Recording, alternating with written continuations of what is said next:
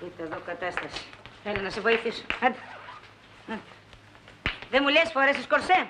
Παπα, δεν φοράω κορσέ γιατί μου κόβεται για αναπνοή. Δεν φοράς κορσέ, ας έβαζες κάτι, ας έβαζες μια φασκιά, βρε αδερφέ. Δεν είμαι και τόσο χοντρή. Υπάρχουν άλλες πιο χοντρές που μπροστά τους εγώ είμαι. Τουίνκι. Τι είναι αυτό? Είναι μια που σου μοιάζει. Άντε, τι είναι αυτό. Άστο που φτάνει. Παίρνε. Έλα, άντε να δω πώς θα περάσεις εδώ μέσα. Πού είναι το μανίκι?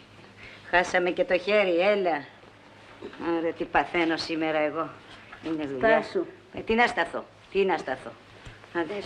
Να ορίστε, το έκανε στενό και δεν περνάει από την κοιλιά. Σούζη, έφαγες. Σούζη, έφαγες και ας τη συζήτηση. Άσε. Σου λέω, Πελαγία μου, πως κάνω δίαιτα. Άσε, τρως.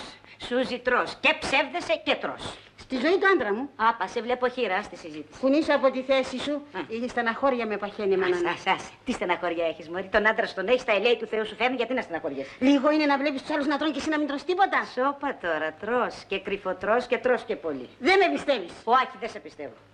Ορίστε. Τι εδώ πέρα. Τι έγινε? Να το. Τι έχει?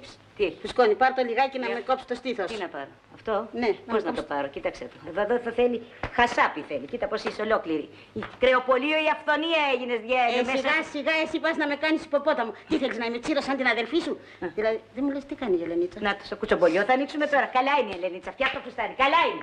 Κουράζεται. Κουράζεται γιατί σε βοηθάει στο ράψιμο. Με βοηθάει πολύ. Όταν πάμε στο σινεμά της δίνουν τα λεφτά να βγάλει τα εισιτήρια. Γιατί δεν την παντρεύεις να ησυχάσεις? Τι να την παντρέψω που της φαίνονται όλοι μπανάλ. Δεν φταίει κανείς. Φταίω εγώ που την έστειλε καλόγριες να μάθει γαλλικά. Μπανάλ ο ένας, μπανάλ ο άλλος. Δεν το κοντένω με λιγάκι τώρα που είναι της μόδας τα μήνυ να το φοράω κι εγώ κοντό να φανεί η γάμπα μου. Τι να κάνουμε? Να φανεί η γάμπα μου. Τι να φανεί, σαν μοσχαρίσια πόδια είναι αυτά. Άστε, μη μου λες τρέλες. Πρόσεξε καλά, θα στο σκίσω και θα σε στείλω στο σπίτι με το βρακί. Μη με τρελαίνεις. Έλα καρέ, συστιεύομαι. Μα είπα κι εγώ. Παλαβές. Δεν λες της Ελένης να μου φέρει ένα ποτήρι νερό? Δεν είναι εδώ.